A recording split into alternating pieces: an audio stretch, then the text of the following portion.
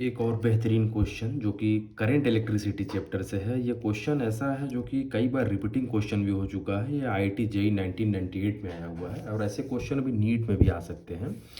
तो क्वेश्चन बहुत ही बेहतरीन है, लाजवाब है और ऐसे क्वेश्चन को सॉल्व करने में जल्दबाजी में बच्चे गलत भी कर देते हैं।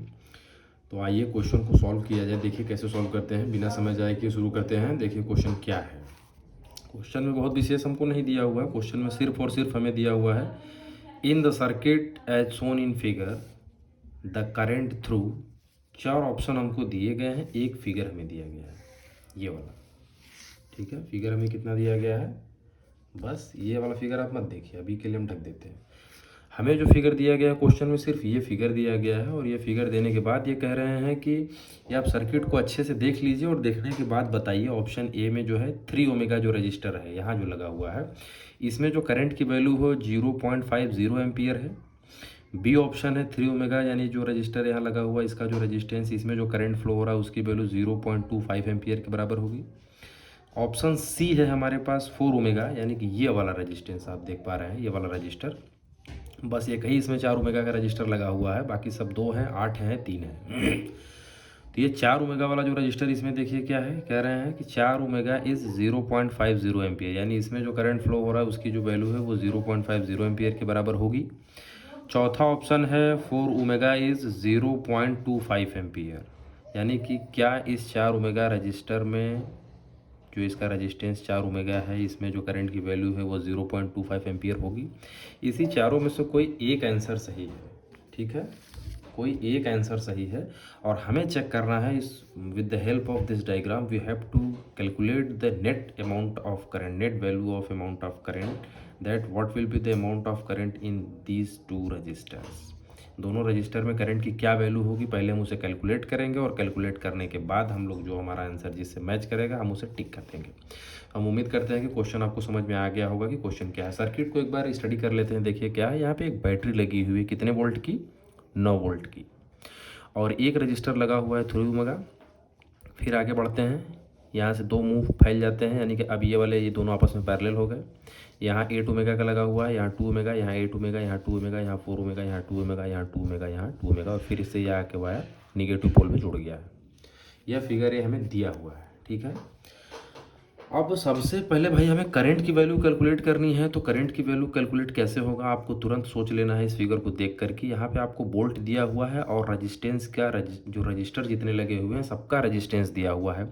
और आप जानते हैं ओम लॉ से क्या होता है, R is equal to V by I होता है, यानी कि I equal to V by R होता है। अगर हमें वोल्टेज पता हो और R की वैल्यू पता हो तो हम लोग करंट निकाल सकते हैं क्या, बहुत आसानी से निकल जाएगा। तो यहाँ पे आप देखिए वोल्ट हमें दिया हुआ है, यानी कि रजिस्टर की वैल्यू हमें जो टोटल नेट रजिस्टेंस की वैल्यू होगी सारे रजिस्टर की, वो अब हमारा कैलकुलेट करना अगला टारगेट होगा। यानी कि क्वेश्चन को देखते ही आपको ये पता चल जाना चाहिए कि आपको करना क्या है। तो इसका मतलब ये हुआ कि इस फिगर को देख के हमें पूरे रेजिस्टेंस की वैल्यू, नेट रेजिस्टेंस की वैल्यू कैलकुलेट कर लेंगे, यहाँ पुट कर देंगे और वोल्ट की वैल्यू यहाँ पुट कर देंगे, सॉल्व करेंगे तो करंट की वैल्यू मिल जाएगी।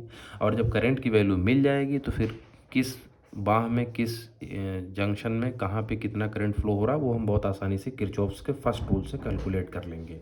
क्योंकि क्लोज लूप के लिए या किसी भी जंक्शन के लिए किरचॉफ का जो फर्स्ट रूल है वो लॉ ऑफ करंट को ही डिसाइड करता है। तो आइए शुरू करते हैं, उसको हम लास्ट में डील कर देंगे। तो सबसे पहला हमारा टारगेट यही है कि हमें नेट रेजिस्टेंस की वैल्यू कैलकुलेट कर रही है। देखिए कैसे करेंगे, इस तरीके का न्यूमेरिकल बहुत ही आसान है, कैसे करना है बस आप देखते जाइए, बस पूरा वीडियो लास्ट तक देखिए, आपको हम गारंटी देते हैं कि क्वेश्चन आपको बहुत ही आसानी से समझ में आ जाएगा। देखिए यहाँ 9 वोल्ट की बैटरी लगी थी, या 9 वोल्ट की हमने बैटरी लगा दी, यानी कि फिगर को हम मॉडिफाइड करते जाएंगे। ये जो फिगर आप देख रहे हैं ये हमें तो दिया हुआ है, इसको हम मॉडिफाइड करते हुए देखिए कैसे बहुत आसानी से नेट रेजिस्टेंस की वैल्यू कैलकुलेट कर देंगे। यहाँ 2 ओमेगा का रेजिस्टेंस लगा था, यहाँ भी लगा हुआ है, यहाँ 3 ओमेगा लगा है, ये भी लगा दिए, यहाँ 2 लगा था, यहाँ भी 2 लगा दिए, यहाँ 8 लगा था, यहाँ 8 वाला लगा दिए, 2 वाला लगा दिए, यहाँ 8 लगा दिए। अब जरा यहाँ से शुरू करते हैं। यहाँ इस पॉइंट से जब आप इधर जाते हैं तो आपको एक 2 ओमेगा का रेजिस्टेंस मिलता है, दूसरा 4 ओमेगा का एक रजिस्टर मिल रहा है, फिर यहाँ से आ रहे हैं तो 2 ओमेगा मिल रहा है, यानी कि ये 2 ओमेगा, 4 ओमेगा और 2 ओमेगा तीनों एक ही पाथ पे लाई कर रहे हैं। और हमने आपको पिछले वीडियो में भी बताया है कि अगर एक ही पाथ में जितने भी रजिस्टर लाई करते हैं वो सब सीरीज में कहलाते हैं। तो देखिए यहाँ से यहाँ तक तीनों सीरीज में हैं, तो सीरीज का फार्मूला क्या होता है, R S is equal to R1 plus R2 plus R3 plus dot dot dot Rn, जितने रजिस्टर हैं। तो यहाँ 3 हैं तो 2 4, 4 2 6, 6 2 8, यानी कि यहाँ से यहाँ तक का जो नेट रेजिस्टेंस हो गया वो कितना हो गया, 8 हो गया। हम उम्मीद करते हैं कि आपको ये वाला फिगर कैसे हमने इसको मॉडिफाइड किया इसमें आपको अच्छी तरीके से समझ में आ गया। आप चाहें तो समय अगर आपके पास कम है तो बिना फिगर बनाए ही आप यहाँ 8 कर लीजिए, फिर इसको पैरेलल इसमें जोड़ लीजिए, डायरेक्ट यहीं से आप कर सकते हैं, कोई दिक्कत नहीं है। ये हम आपको समझाने के लिए फिगर को मॉडिफाइड किए हैं धीरे धीरे। तो इस फिगर का नाम हमने दे दिया फिगर बी। क्या नाम दे दिया, फिगर बी। अब फिर वही काम हम लोग करेंगे। देखिए यहाँ 9 वोल्ट की बैटरी लगी थी, लगी है। थोड़ा सा फिर से यहाँ चलते हैं। देखिए यहाँ इस पॉइंट पे जब पहुँच रहे हैं तो आप देख रहे हैं कि इधर से एक रास्ता नीचे जा रहा है, एक रास्ता आगे जा रहा है। तो नीचे आइए, एक रजिस्टर मिला जिसका रजिस्टेंस 8 ओमेगा है, इस पॉइंट पे पहुँच गए। अब इस बात से आएंगे, इसमें भी एक रजिस्टर मिल रहा है जिसका रजिस्टेंस 8 ओमेगा, और यहाँ पहुँच गए। दोनों अलग अलग पाथ पे हैं। तो हमने आपको बताया है कि जब अलग अलग पाथ हो इनिशियल टू फाइनल पॉइंट तक जाने में, तो वह रजिस्टर जो होते हैं वो आपस में पैरेलल कहलाते हैं। तो पैरेलल का फार्मूला होता है 1/RP is equal to 1/R1 plus 1/R2, R3 जितने भी रजिस्टेंस हो तो 1/8 प्लस 1/8। इसको सॉल्व करेंगे तो 1/RP 1/8 भाई हो गया 8, 1 1 2, ये कट गया 4, यानी 1/4। इसका मतलब ये हो गया कि RP की जो वैल्यू हो गई वो 4 के बराबर हो गई। तो अब इसका मतलब क्या हो गया कि देखिए अभी फिगर को जब हम लोग मॉडिफाइड करेंगे, इधर आइए, यहाँ 9 वोल्ट की बैटरी लगी थी, यहाँ हमने लगा दिया, यहाँ 3 ओमेगा 2 ओमेगा, ये भी 2 ओमेगा, यहाँ तक एकदम सेम यही लिखेंगे। ये भी 2 ओमेगा है, यहाँ 2 लगा दिए, यहाँ 2 था, यहाँ 2 लगा दिए। यहाँ से यहाँ तक ये जो फिगर है इसका जो नेट रेजिस्टेंस है वो क्या हमने अभी कैलकुलेट किया, देखिए 4। तो यहाँ क्या लिख देंगे, पूरा इसमें एक मिला के इसको एक रेजिस्टेंस बना देंगे और यहाँ लिख देंगे 4, और इस फिगर को नाम दे देते हैं फिगर सी। हम उम्मीद करते हैं कि आपको यह वाला फिगर भी बहुत आसानी से और अच्छी तरीके से समझ में आ गया होगा। थोड़ा सा और आगे बढ़ते हैं। देखिए अब इस बात पे फिर से देखिए, यहाँ पे इस पॉइंट पे आइए, यहाँ से आगे बढ़ेंगे, इधर करंट जब जाएगा इस बात में, यहाँ से आगे बढ़ रहे हैं तो इसमें एक ठोर मिल रहा है 4 ओमेगा का रेजिस्टेंस। फिर यहाँ से बढ़ते हुए इधर आ रहे हैं तो एक 2 ओमेगा का मिल रहा है। इसका मतलब एक ही पाथ पे हमें कितने रजिस्टर मिल गए, 1 2 3। तो जब पाथ एक ही है तो यही वाला प्रक्रिया फिर से, यानी कि यह तीनों क्या हो गए, आपस में सीरीज में हो गए। तो जब सीरीज में हो गए तो इनका जो रिजल्टेंट होगा बस इनको जोड़ देना है सीधे, 2 4 2 6, 6 2 8। तो इसका नया फिगर क्या हो जाएगा, देखिए नया फिगर क्या हो जाएगा, ये इधर आ जाइए। तो यहाँ 9 वोल्ट है तो यहाँ 9 वोल्ट की एक बैटरी लगा दी, यहाँ 2 ओमेगा था तो यहाँ 2 ओमेगा कर दिए, यहाँ 3 ओमेगा था तो यहाँ 3 ओमेगा कर दिए, यहाँ 8 था तो 8 कर दिए। यहाँ आप देख रहे हैं कि ये पूरा नेट हमने अभी कैलकुलेट किया, क्या 4 2 6 2 8। तो ये इसको एक रेजिस्टेंस लगा के 8 दिखा दिए। इसे फिगर डी मान लीजिए। हम उम्मीद करते हैं कि ये वाला भी फिगर आपको अच्छी तरीके से समझ में आ गया कि ये कहाँ से आया। ठीक, अब देखिए 9 वोल्ट था कि, तो यहाँ भी 9 वोल्ट की बैटरी, इसमें कोई परिवर्तन नहीं, यहाँ 3 ओमेगा था, यहाँ 2 ओमेगा था, 8 8। फिर दोनों क्या है, देखिए पैरेलल में है ना, जब पैरेलल में है तो फिर से इसको कैलकुलेट करेंगे, वही 1/RP इक्वल टू 1/8 प्लस 1/8। इसकी वैल्यू फिर से क्या आएगी, 4 आएगी। ये बहुत ही नॉर्मल है। तो यहाँ पे हमने क्या कर दिया, एक रजिस्टर लगा के इसकी वैल्यू 4 दिखा दी। ये फिगर हो गया हमारा ई। अब जरा फिर यहाँ पे देखिए, यहाँ से करंट आपका फ्लो होना शुरू हुआ, इधर आगे बढ़े, फिर नीचे आए, घूम के इधर आए। तो तीनों क्या है, एक ही पाथ पे है। तो जब तीनों एक ही पाथ पे हो गए तो ये 3 है, ये 4 है, 4 3 7, और ये 2 है, तो 7 2 9 ओमेगा, यानी कि नेट रेजिस्टेंस की वैल्यू क्या हो गई, 9 ओमेगा। तो एक नया फिगर हमने बना दिया, देखिए यहाँ पे इसको जोड़ दिए, 3 4 3 7 2 9, 9 ओमेगा एक नया फिगर हो गया। यानी कि नेट रेजिस्टेंस की वैल्यू कितनी हो गई, 9 ओमेगा। आप ध्यान से देखिए कि फाइनली हम लोग यहाँ से कैलकुलेट करते हुए जब चले, यहाँ से कैलकुलेट करते हुए हम लोग जब चले हैं तो हम लोग फाइनली क्या कैलकुलेट कर पाए हैं कि ये जो नेट सर्किट हमें दिया हुआ है, इस सर्किट का जो नेट रेजिस्टेंस है, इसकी जो वैल्यू होगी वो किसके बराबर है, 9 ओमेगा है। और इसमें वोल्ट कितना है, 9 वोल्ट है। अब आपको अगर रजिस्टर की रेजिस्टेंस मिल जाए और बैटरी का वोल्ट मिल जाए तो इस सर्किट में फ्लो होने वाले करंट की वैल्यू को आप बहुत ही आसानी से कैलकुलेट कर सकते हैं with the help of Ohm's law. Ohm's law क्या कहता है भाई, ओम्स लॉ हमारा एक फार्मूला हमें देता है, R equal to V/I, implies that current flowing inside a circle is directly proportional to the potential applied in that circuit, vice versa. ठीक है, क्या है फार्मूले से देखिए, now the value of net resistance is 9 omega. भाई net resistance की value क्या है, 9 ओमेगा है। और करंट की वैल्यू क्या है, formula I equal to V/R, Ohm's law से होता है। तो यहाँ आई था तो यहाँ आई लिख दिए। वोल्ट की वैल्यू क्या है, 9 है, तो देखिए यहाँ पे 9 लिख दिए। और यहाँ पे रेजिस्टेंस की वैल्यू हम लोगों ने भी 9 ओमेगा कैलकुलेट किया है, यहाँ 9 लिख दिए। 9 से 9 कट गया, 1 एम्पियर आ गया। यानी करंट की वैल्यू इस सर्किट में जो फ्लो हो रही है इसकी वैल्यू कितनी है, 1 एम्पियर के बराबर है, यानी 1 एम्पियर।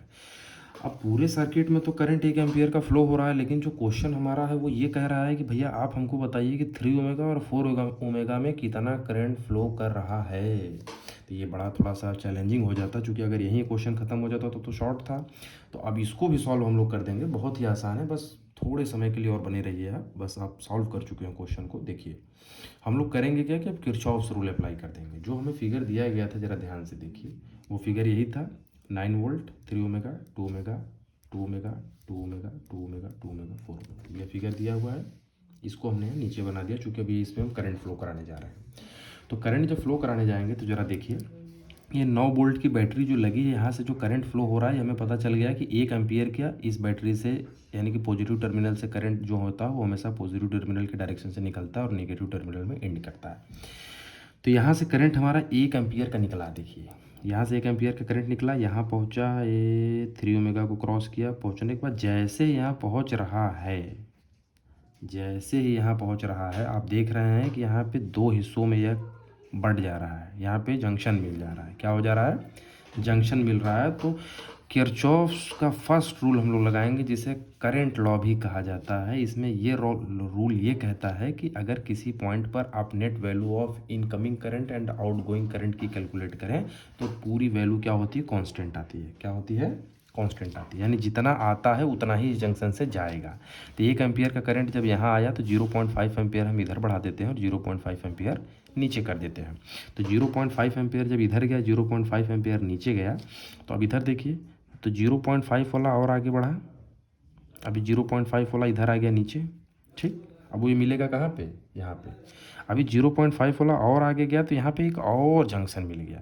क्या मिल गया, एक और जंक्शन। फिर ये 2 पार्ट में बढ़ जाएगा। अब 0.5 है भाई, 1 का आधा क्या हो गया, यानी 0.5 इधर गया, 0.5 इधर। अब ये पहुँचा तो 0.5 का फिर से आधा हो जाएगा। तो 0.5 का फिर से आप आधा करेंगे तो 0.25 ही आएगा। क्या आएगा, 0.25 आएगा। यानी जब 0.5 में आप 2 से डिवाइड करेंगे तो 0.25 आएगा। और ये 0.25 देखिए, एक हिस्सा नीचे चला जाएगा, एक हिस्सा इधर आगे गया, यहाँ जाएगा। फिर यह 2.5 इधर आएगा, यह 2.5 इधर आएगा, और ऊपर से यह 2.5 इधर आ रहा था। दोनों इसी पॉइंट पे मिलेंगे तो 2.5 मिलेंगे तो 0.5 हो गया। देखिए अब इस वाले रजिस्टर में कितना करंट फ्लो करेगा, 0.5। फिर यह 0.5 यहाँ पहुँचेगा, इधर जो ऊपर से 0.5 आ रहा था, ये दोनों मिलेंगे तो मिलके फिर से 1 एम्पियर हो गया। यानी 1 एम्पियर इधर से गया, घूम के 1 एम्पियर सर्किट में आ गया। तो ये होता है किरचॉफ्स का फर्स्ट रूल। अब देखिए यहाँ पे 3 ओमेगा की अगर हम लोग बात करें तो यहाँ पे कितना करंट फ्लो हो रहा था, ध्यान से देखिए, 1 एम्पियर। यहाँ पे 1 एम्पियर ही होगा। 3 ओमेगा में कितना करंट हो गया, इस हिसाब से 1 एम्पियर हो गया। और फिर जब आगे बढ़ रहे थे तो यहाँ पे आपको हमने बताया कि ये जो 4 ओमेगा वाला है, यहाँ पे कितना करंट मिल रहा था, 0.25। कितना मिल रहा है, 0.25। अब देखिए ऑप्शन हमको क्या क्या दिया है। पहला ऑप्शन हमें दिया है 3 ओमेगा इज़ 0.50। तो ये तो पहले ही गलत हो गया, क्योंकि हमने कैलकुलेट किया कि 3 ओमेगा में 1 एम्पियर करंट फ्लो करता है। फिर उसके बाद कह रहे हैं कि 3 ओमेगा इज़ 0.25 एम्पियर, ये भी गलत हो गया, क्योंकि इसमें हमने कैलकुलेट किया 1 एम्पियर करंट फ्लो कर रहा है। 4 ओमेगा में ये कह रहे हैं कि 0.50 एम्पियर करंट फ्लो कर रहा है, ये भी गलत हो गया, क्योंकि हमने अभी अभी कैलकुलेट किया है कि 4 ओमेगा में 0.25 एम्पियर करंट फ्लो कर रहा है, जैसा कि आप इस फिगर से देख सकते हैं। और ये किरचॉफ्स के फर्स्ट रूल से ऐसा हो रहा है। तो क्या लिखेंगे आप, so the current through 3 omega register is 1 ampere and 4 omega register is 0.25 ampere. तो इस हिसाब से जो हमारा ऑप्शन डी हो गया वो क्या हो गया, करेक्ट हो गया, और यही राइट आंसर होगा। हम उम्मीद करते हैं कि आपको ये क्वेश्चन बहुत अच्छी तरीके से समझ में आया होगा। और इसी तरीके के और क्वेश्चन देखने के लिए आप हमारे वीडियो को सब्सक्राइब करिए। और अगर आपको कोई क्वेश्चन नहीं आता है तो आप कमेंट करिए, हम उस क्वेश्चन को सॉल्व करेंगे आपके लिए। तब तक के लिए थैंक यू।